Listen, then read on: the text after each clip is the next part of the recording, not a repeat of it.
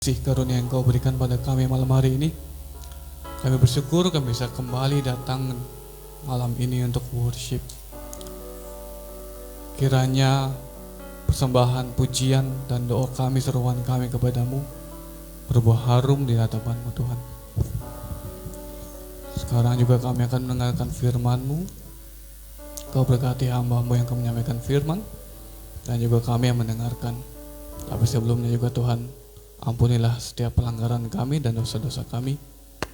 Kiranya kami juga berkenan di hadapan-Mu dan bersedia untuk mendengarkan firman yang akan Kau berikan kepada kami. Berkatilah kami, dalam nama Tuhan Yesus Kristus kami berdoa dan syukur. Haleluya. Amin.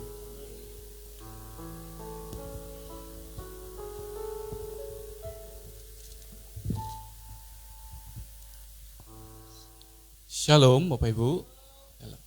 Selamat malam ya. Ya, puji Tuhan, malam ini saya diberikan kesempatan untuk menyampaikan firman ya dari Pak Gembala dan Ibu Gembala untuk membawakan pada malam hari ini. Ya, kemarin saya sempat apa ya yang mau saya bawakan begitu ya. Dan setelah saya merenungkan beberapa hari, saya dapat satu tema ya. Temanya adalah ujian. Ya. Kebetulan saya juga guru, jadi saya mengajar di sekolah, jadi saya suka sekali memberikan ujian kepada murid-murid saya gitu ya. Ujian-ujian mendadak begitu. Nah, di sini saya ingin membawakan kisah dari seorang yang kita rasa kita pasti kenal semua, yaitu Abraham ya. Ujian yang dialami Abraham yang saya yakin kita semua tahu, yaitu ujian dari anaknya Ishak yang diminta Tuhan untuk dipersembahkan.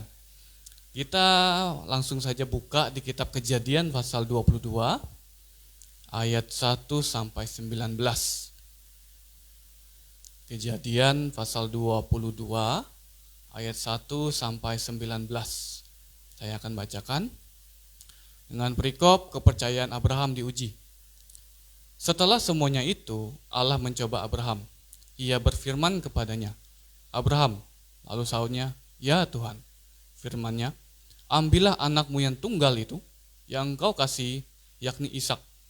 Pergilah ke tanah Moria dan persembahkanlah dia di sana sebagai korban bakaran pada salah satu gunung yang akan kukatakan kepadamu." Keesokan harinya pagi-pagi bangunlah Abraham. Ia memasang pelana keledainya dan memanggil 2 orang bujangnya beserta Ishak, anaknya. Ia membelah juga kayu untuk korban bakaran itu. Lalu berangkatlah ia dan pergi ke tempat yang dikatakan Allah kepadanya. Ketika pada hari ketiga Abraham melayangkan pandangnya, kelihatanlah kepadanya tempat itu dari jauh. Kata Abraham kepada kedua bujangnya itu, "Tinggallah kamu di sini dengan keledai ini. Aku beserta anak ini akan pergi ke sana. Kami akan sembahyang. Sesudah itu kami kembali kepadamu." Lalu Abraham mengambil kayu untuk korban bakaran itu dan memikulkannya ke atas bahu Ishak, anaknya, sedang di tangannya dibawanya api dan pisau. Demikianlah keduanya berjalan bersama-sama. Lalu berkatalah Ishak kepada Abraham, ayahnya, "Bapa?" Sahut Abraham, "Ya, anakku." Bertanyalah ia, "Di sini sudah ada api dan kayu, tetapi di manakah anak domba untuk korban bakaran itu?" Sahut Abraham, "Allah yang akan menyediakan anak domba untuk korban bakaran baginya, anakku." Demikianlah keduanya berjalan bersama-sama. Sampailah mereka ke tempat yang dikatakan Allah kepadanya. Lalu Abraham mendirikan mezbah di situ. Disusunnyalah kayu, diikatnya Ishak anaknya itu dan diletakkannya di mezbah itu di atas kayu api. Sesudah itu Abraham mengulurkan tangannya lalu mengambil pisau untuk menyembelih anaknya. Tetapi berserulah malaikat Tuhan dari langit kepadanya, "Abraham, Abraham." Sahutnya, "Ya Tuhan." Lalu ia berfirman, "Jangan bunuh anak itu, dan jangan kau apa-apakan dia, sebab telah kuketahui sekarang bahwa engkau takut akan Allah, dan engkau tidak segan-segan untuk menyerahkan anakmu yang tunggal kepadaku." Lalu Abraham menoleh dan melihat seekor domba jantan di belakangnya, yang tanduknya tersangkut dalam belukar. Abraham mengambil domba itu lalu mengorbankannya sebagai korban bakaran pengganti anaknya. Dan Abraham menamai tempat itu Tuhan menyediakan. Sebab itu sampai sekarang dikatakan orang, di atas gunung Tuhan akan disediakan. Untuk kedua kalinya berserulah malaikat Tuhan dari langit kepada Abraham. Katanya, "Aku bersumpah demi diriku sendiri, Demikianlah firman Tuhan. Karena engkau telah berbuat demikian, dan engkau tidak segan-segan untuk menyerahkan anakmu yang tunggal kepadaku, maka aku akan memberkati engkau berlimpah-limpah dan membuat keturunanmu sangat banyak, seperti bintang di langit dan seperti pasir di tepi laut. Dan keturunanmu itu akan menduduki kota-kota musuhnya. Oleh keturunanmu lah semua bangsa di bumi akan mendapat berkat karena engkau mendengarkan firmanku.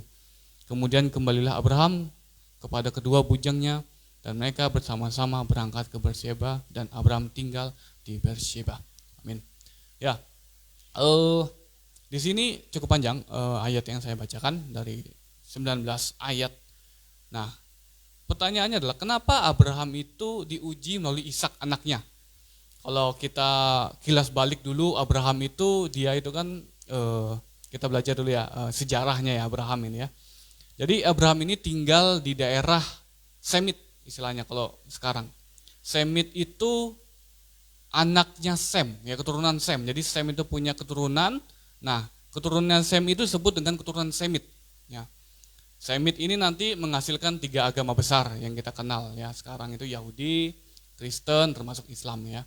Jadi agama Semit orang nyebutnya. Ketiga agama besar itu. Nah, orang-orang Semit itu punya satu kepercayaan ya. Satu kepercayaan bahwa kalau kita nggak punya anak, terutama anak laki-laki, berarti kita itu terkutuk. Gitu. Jadi kalau nggak punya anak, apalagi anak laki-laki, kita pasti terkutuk dan dikutuk oleh Tuhan. Itu kepercayaannya mereka, gitu ya. Nah, Abraham ini juga kok Abraham yang dipanggil, gitu ya. Jadi ini ada midras, Bapak Ibu. Midras itu seperti cerita untuk pengisi kekosongan di Alkitabnya. Kan kita lihat kitabnya Kejadian segala macam ini kan Abraham itu kita nggak tahu kenapa tiba-tiba muncul nama Abraham, terus umurnya 75 tahun langsung keluar. Tapi sebelumnya kan kita nggak tahu apa yang terjadi sama Abraham. Nah, ada midrash itu ceritanya tentang Abraham. Jadi bisa dipercaya bisa nggak juga gitu ya. Tapi tulisannya begini. Jadi kenapa Abraham itu dipilih oleh Tuhan? Karena hanya Abraham yang tidak menyembah berhala-berhalanya orang Semit. Termasuk berhalanya itu namanya Dewa Bulan, saya lupa namanya. Dewa Bulan, makanya di tanah Semit itu, di tanah-tanah yang sekarang Irak, Arab, segala macam ya. Mereka itu di atas tempat ibadahnya itu ada lambang, kalau saya sebut itu bahaya ya. Jadi ada lambang itu ya. Nah itu untuk menyembah dewanya mereka ya. Nah Abraham itu tidak percaya, orang itu nggak bisa bergerak kok gitu. Nah terus Terah, ayah dari Abraham itu juga seorang pembuat patung berhala. Ya, patung berhala, jadi banyak patung berhala yang dibuat. Nah Abraham itu sempat agak-agak bandel gitu ya ceritanya Abraham ini. Jadi saking bandelnya itu dia menghancurkan semua berhala-berhala yang ada. Ditinggalkannya 1 berhala. Jadi patung-patung berhala itu misalnya ada 7, dihancurkannya 6, disisakan 1. Nah jadi bapaknya datang, loh kemana ini? Kenapa ini hancur? Kan dia tahu kalau Abraham yang bandel biasanya. Kamu yang hancurkan patung-patung yang bapak buat ya? Oh enggak, kata Abraham. Loh terus siapa? Itu patung yang tinggal sendirian. Enggak percaya saya. Nah langsung dia bilang, si bapak aja enggak percaya kok bapak sembah dia. Nah gitu. Jadi itu kepercayaannya orang Yahudi ya. Jadi itu midras tulisannya mereka itu. Cerita-cerita tentang Alkitab gitu ya. Dari mereka. Nah jadi ada kepercayaan bahwa Abraham itu dipanggil oleh Tuhan bahwa hanya dia yang percaya bahwa oh ada Tuhan yang benar gitu ya. Nah lanjut ya, sampai kita lihat bahwa Abraham itu ternyata menginginkan anak karena ternyata memang seperti saya sampaikan tadi di tanah Semit itu yang nggak punya anak, terutama anak laki-laki itu pasti dikutuk. Nah Abraham itu saya nggak tahu ya Bapak Ibu ya, dia menikah di umur berapa saya nggak tahu. Tapi yang pasti biasanya orang-orang Semit itu rata-rata, enggak pasti juga, rata-rata itu menikah di umur antara 20 sampai 40-an tahun. Ya saya ambil tengahnya sajalah, 30 tahun begitu ya. 30 tahun dia menikah dengan Sarah. Nah, kita bisa bayangkan, Abraham itu menunggu Ishak. Itu kan Ishak itu lahir di umurnya Abraham ketika 100 tahun ya. Abraham umur 100 tahun baru Ishak lahir. Nah, kalau misalnya Abraham itu menikah di umur 30 tahun, berarti dia menunggu 70 tahun untuk mendapatkan Ishak. Nah, yang membuat Abraham itu juga kok ingin punya anak itu kenapa sih? Kalau kita telusuri Bapak Ibu ya, namanya Abraham sebelumnya kan bukan Abraham tapi Abram. Abram itu punya arti nama yaitu bapak banyak anak atau bapak banyak bangsa gitu ya. Kalau bahasa Inggrisnya itu the father of many child atau many nations. Nah, bapak banyak anak atau banyak bangsa. Terus berapa tahun kemudian sebelum Ishak lahir namanya berubah jadi Abraham. Makin lagi namanya aneh lagi. Artinya apa Abraham itu? Bapak dari banyak sekali anak. Bapak dari banyak sekali bangsa. Coba Bapak Ibu bayangkan ya. Kalau ketemu orang, ditanya, siapa namamu? Abraham. Oh, Bapak banyak anak, Bapak banyak bangsa. Iya, mana anakmu? Nggak ada. Oh, stres dia. Otomatis, bayangin 70 tahun dia mikir.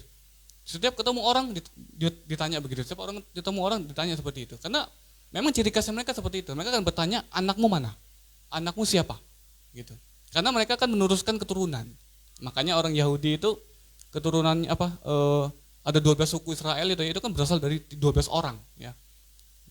Jadi muncul keturunannya sampai ke bawah. Nah, begitulah Abraham. Jadi Abraham tuh menunggu sangat lama sampai bisa punya anak. Dan saat sudah punya anak, Tuhan tiba-tiba minta anaknya. Gitu ya.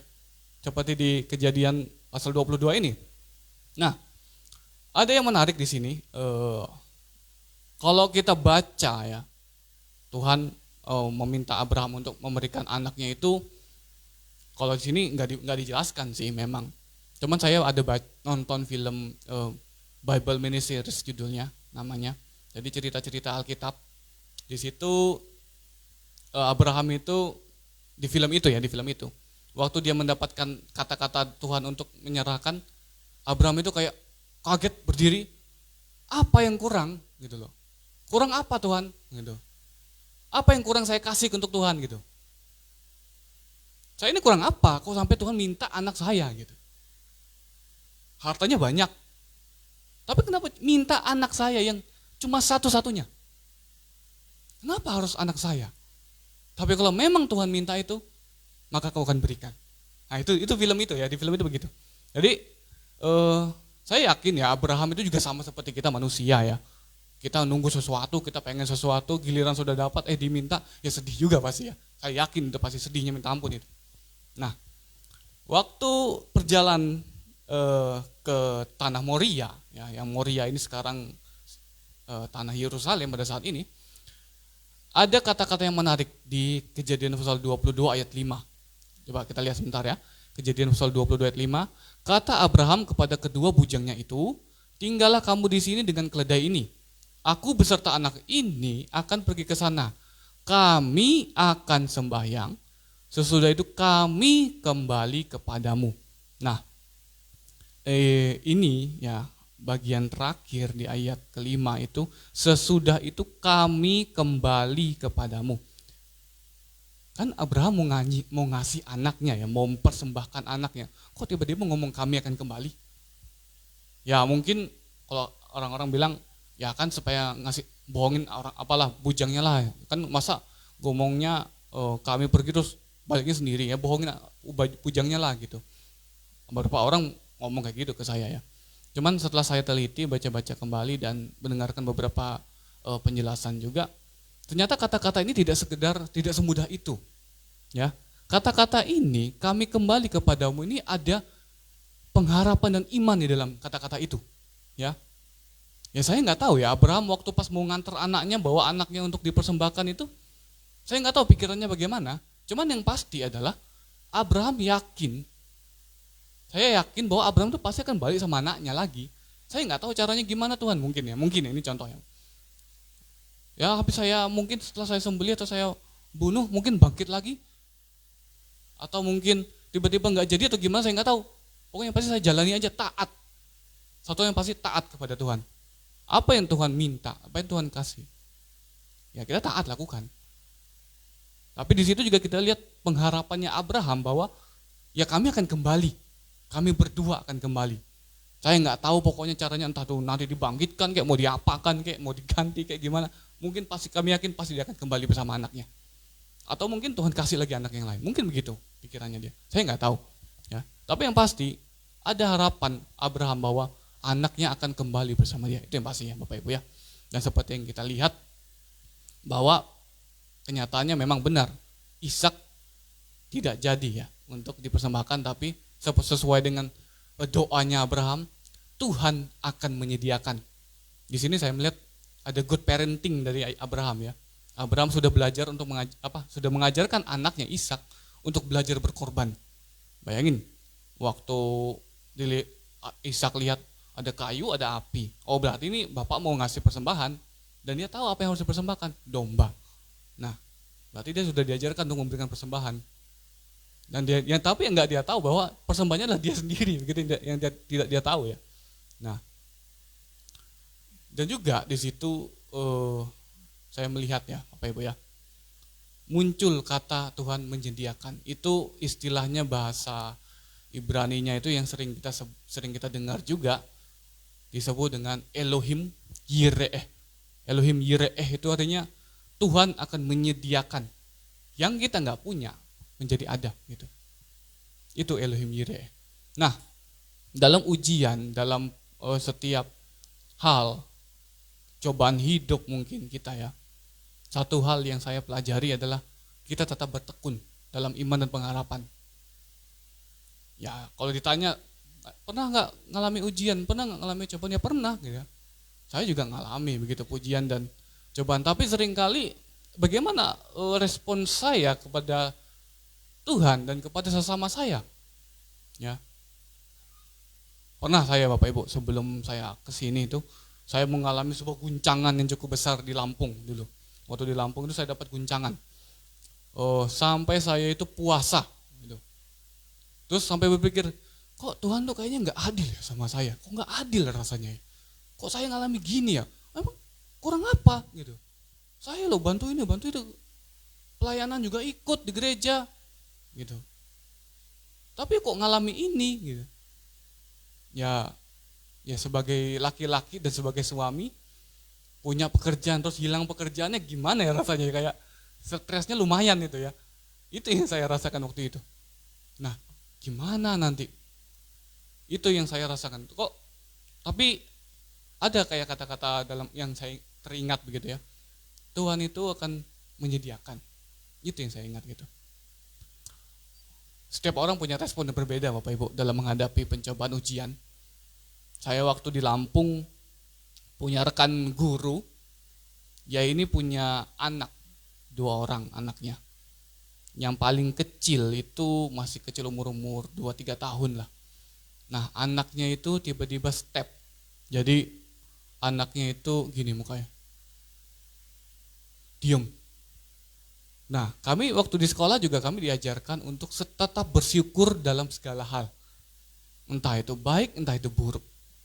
Entah itu dalam suasana senang atau mungkin dalam ujian atau cobaan, tetap harus bersyukur. Nah, dia sharing waktu itu.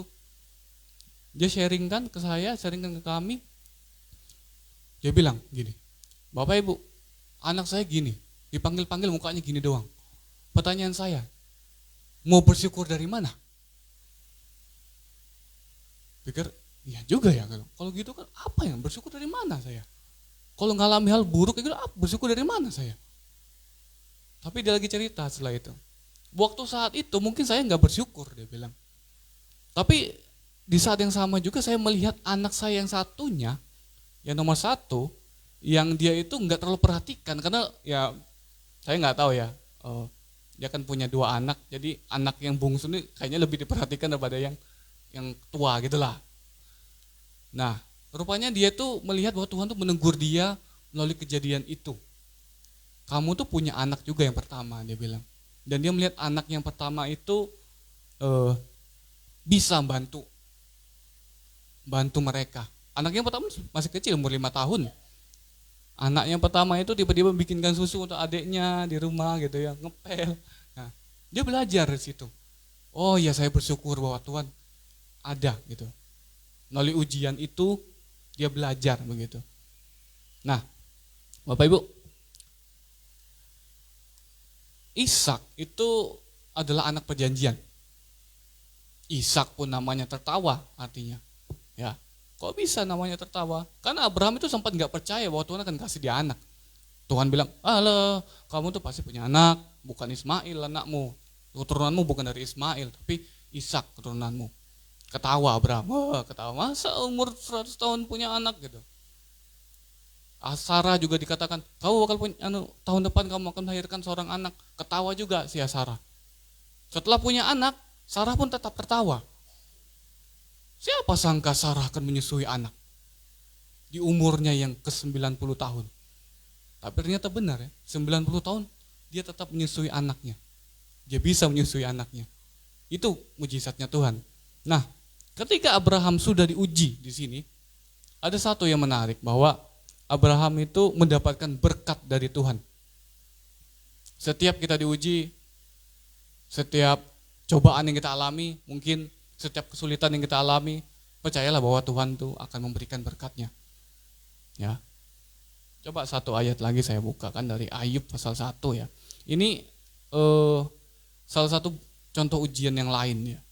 Kalau ujian yang pertama ini memang Tuhan menguji kita karena ingin melihat begitu ya.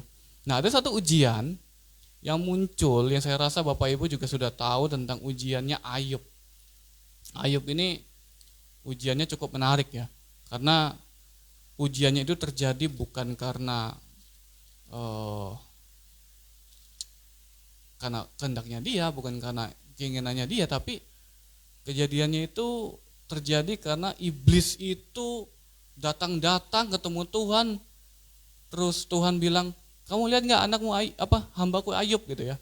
Ya coba kita coba baca dulu di Ayub pasal 1 ayat 6 sampai 12.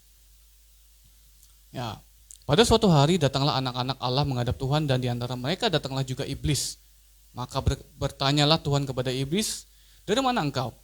Lalu jawab iblis kepada Tuhan, "Dari perjalanan mengelilingi dan menjelajah bumi." Lalu bertanyalah Tuhan kepada iblis, "Apakah engkau memperhatikan hambaku Ayub? Sebab tiada seorang pun di bumi seperti dia, yang demikian saleh dan jujur, yang takut akan Allah dan menjauhi kejahatan." Lalu jawab iblis kepada Tuhan, "Apakah dengan tidak mendapat apa-apa Ayub takut akan Allah? Bukankah engkau yang membuat pagar sekeliling dia dan rumahnya serta segala yang dimilikinya? Apa yang dikerjakannya telah kau berkati dan apa yang dimilikinya makin bertambah di negeri itu. Tetapi ulurkanlah tanganmu dan jamahlah segala yang dipunyainya, ia pasti mengutuki engkau di hadapanmu." Maka firman Tuhan kepada iblis, "Nah, segala yang dipunyainya ada dalam kuasamu, hanya janganlah engkau mengulurkan tanganmu terhadap dirinya." Kemudian pergilah iblis dari hadapan Tuhan. Nah, setelah itu kita tahu ya, Ayub itu kan kaya raya pada saat itu. Kaya raya, pada akhirnya semua kekayaannya hilang. Ludes, anaknya pun meninggal. Gak cuma sampai anaknya saja, istrinya juga meninggalkan dia. Dikutuki lagi, ya. Disuruhnya Tuhan ngutuki. "Masihkah kamu bertekun dalam kesalehanmu?" Saya itu berapa kali ya ketemu sama orang gitu ya. Alah, gitu. Rajin ibadah, rajin pelayanan, toh susah juga hidupnya. Saya dengar kayak gitu, pengalaman juga ngalami hal itu gitu ya. Ya saya juga nggak bisa ngomong apa-apa. Ya saya bilang, ya sudah, saya tetap jalani. Sulit memang hidup ini, memang bersama Tuhan itu sulit. Tapi ya, bagaimana kita tetap beriman kepada Tuhan? Itu yang Tuhan inginkan dari kita. Makanya ujian itu muncul kan karena itu. Sama seperti saya waktu ngasih ujian ke anak murid saya, kan saya pengen tahu seberapa dalam pemahaman mereka tentang materi yang saya ajarkan. Sama halnya dengan kita, seberapa dalam sih iman kita sama Tuhan gitu ya. Seberapa dalam sih pengharapan dan keyakinan kita sama Tuhan.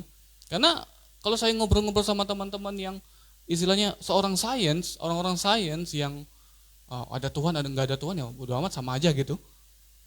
Itu menurut mereka memang sebuah kebodohan kita percaya itu. Kenapa? Karena kita percaya sesuatu yang nggak ada. Maksudnya nggak ada itu dalam artian nggak kelihatan gitu ya. Saya berharap saya pengen jadi orang yang sukses. Terus ternyata berhasil kita jadi orang sukses, jawaban kita apa? Oh, saya begini karena Tuhan yang membawa kita. Kan kita orang rohani pasti begitu. Tapi kalau mereka nggak begitu, ya saya sukses karena saya kerja keras. Ya nggak salah. Karena memang kita selain kita berusaha, kita juga berdoa ya. Tapi sudut pandangnya mereka berbeda dengan kita. Bahwa kita semua apa yang kita lakukan itu ya karena Tuhan.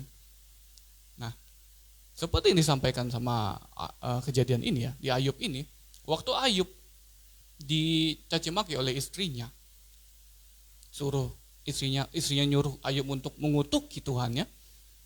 Ayub bilang apa? Apakah cuma mau terima yang baik saja dari Tuhan, nggak mau terima yang buruk?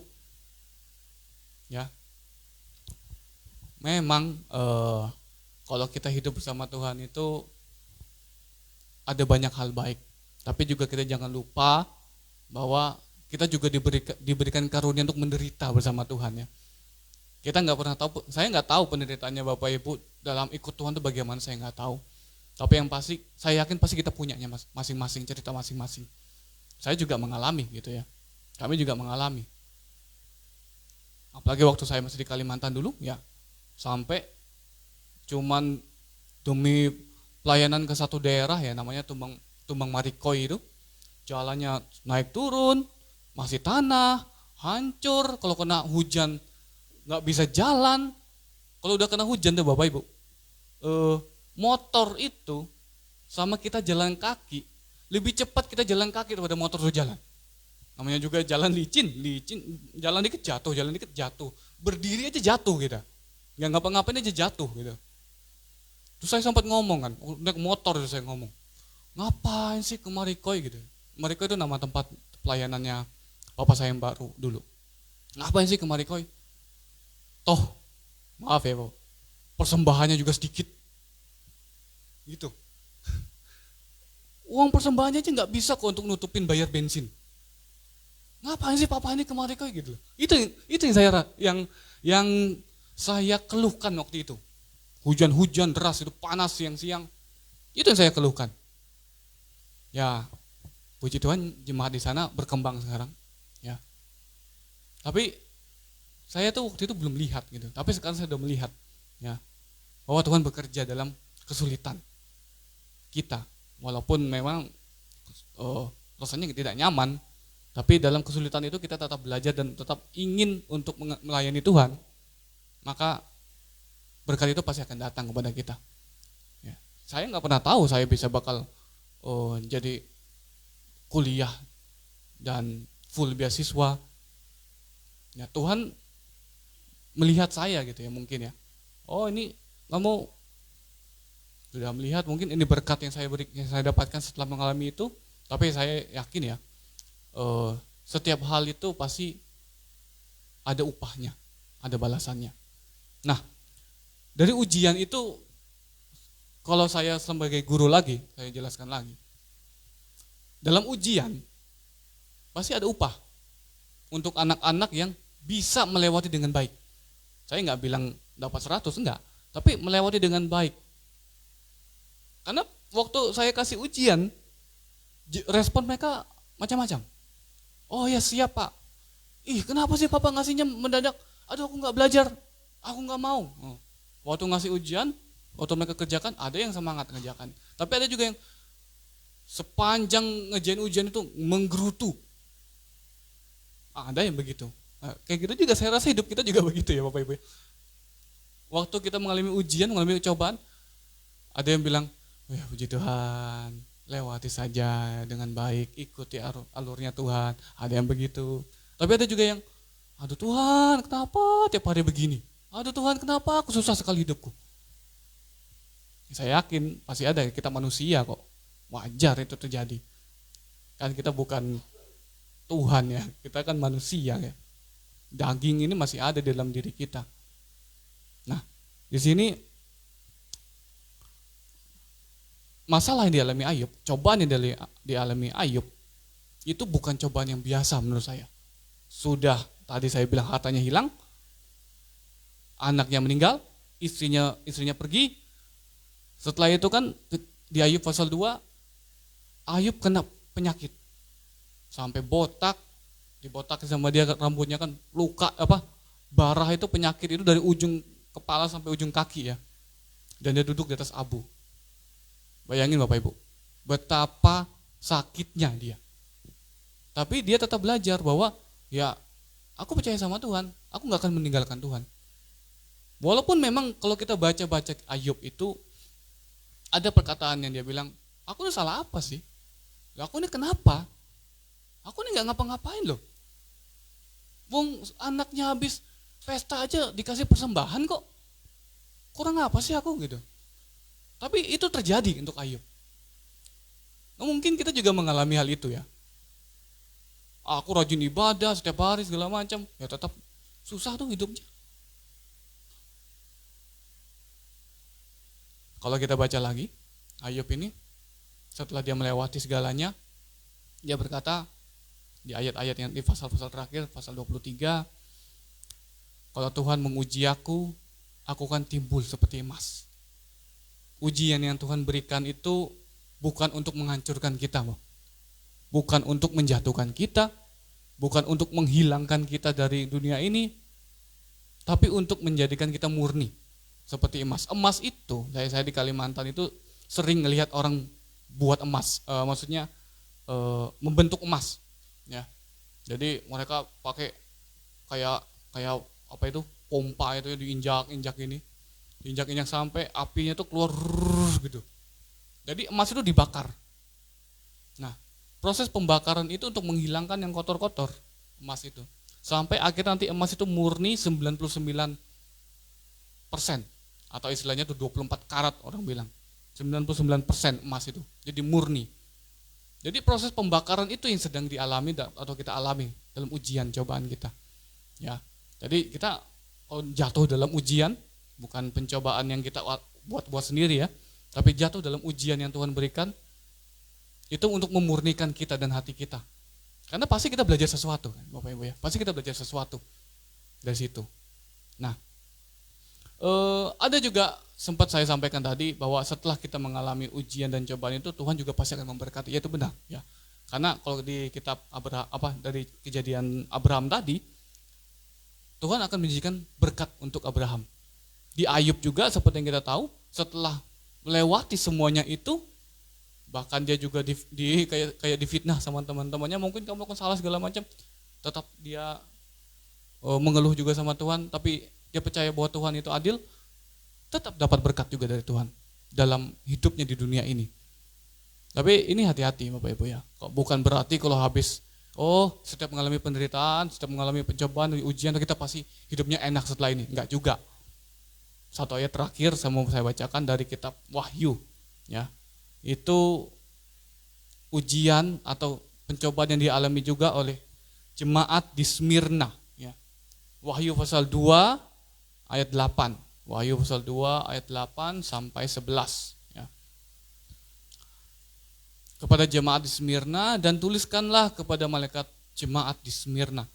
Inilah firman dari yang awal dan yang akhir, yang telah mati dan hidup kembali.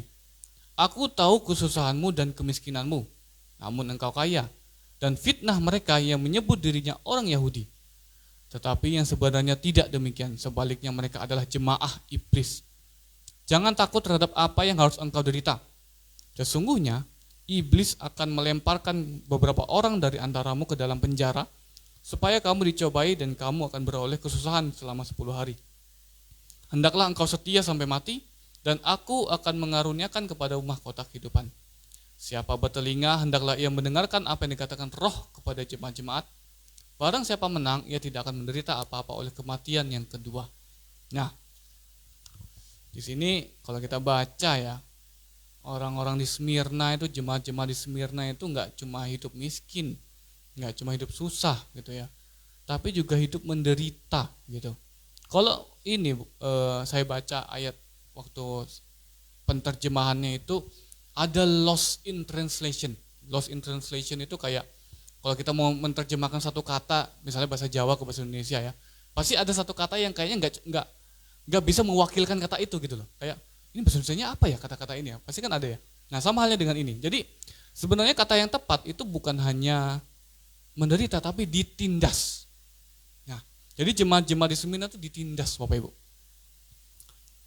Setelah mereka mengalami penindasan, mereka tidak cuma mengalami penindasan dan tidak cuma mengalami kemiskinan, kesusahan, mereka juga sampai dimasukkan ke penjara untuk dicobai lagi imannya mereka. Setelah itu Tuhan bilang apa di situ? Hendaklah engkau setia sampai mati. Loh, berarti secara nggak langsung tanda kutip menderitanya sampai mati menderitanya hidupnya mereka. Karena saya juga melihat Bapak Ibu ya, agak berbahaya memang kalau kita terlalu berpegang pada gospel prosperity itu, maksudnya Injil kemakmuran itu, karena ada juga kok orang-orang Kristen yang hidup bertekun dalam Tuhan, hidupnya menderita dalam Tuhan dan sampai mati mereka menderita tuh ada. Dan itu enggak sekali saya lihat. Di tempat saya juga pernah saya lihat di Kalimantan ada. Dan waktu kapan hari saya masih di UPH itu ada kiriman video dari Afrika waktu saya ibadah ya. Kiriman video mereka itu sampai dibakar sama orang-orang sana karena percaya Tuhan Yesus, sampai ada yang badannya tuh udah dipotong-potong gitu karena percaya Tuhan Yesus. Mereka tuh minta satu, mereka bilang kan di tulisan itu, kami nggak butuh bantuan kalian, dia bilang. Kami nggak butuh uangnya kalian. Kami nggak butuh apapun dari kalian. Kami cuma butuh satu dari kalian. Doakan kami supaya bertahan menghadapi kesusahan itu. Karena mereka tahu dari ujian yang mereka alami, seperti di ayat ini bilang, mereka akan menerima mahkota kehidupan di kehidupan yang kedua.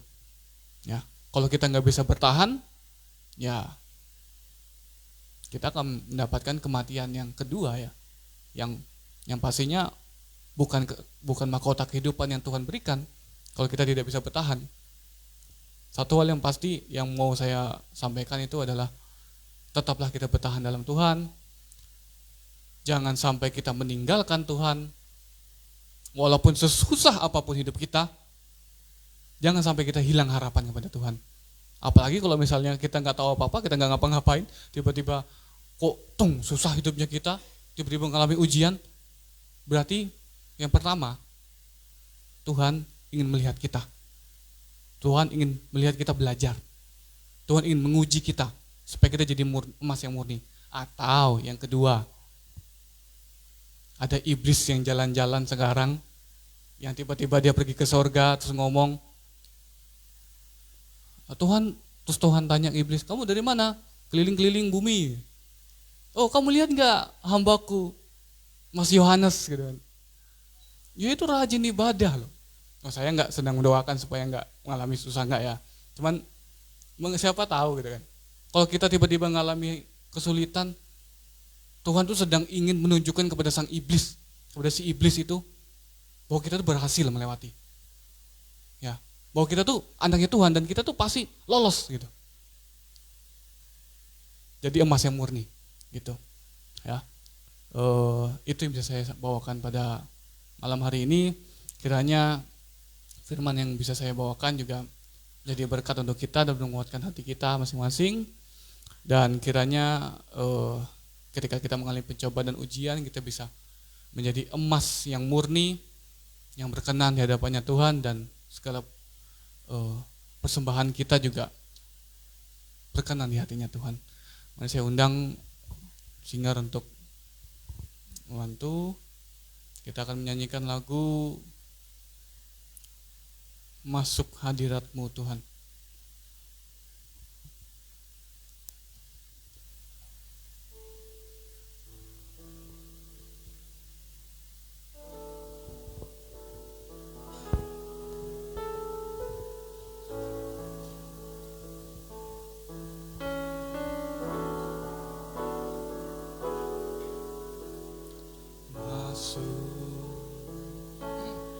Hadirat-Mu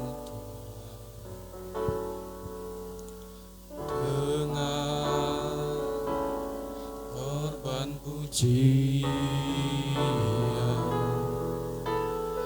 masuk hadirat-Mu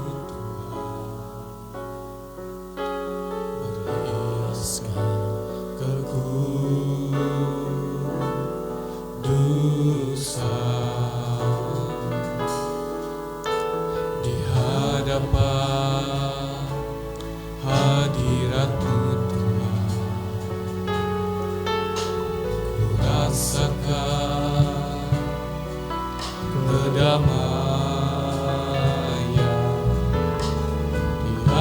harapan hadirat-Mu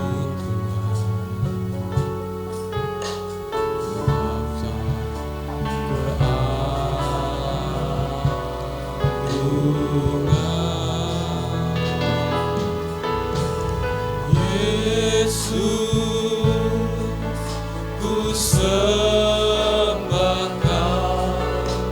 sujud di hati.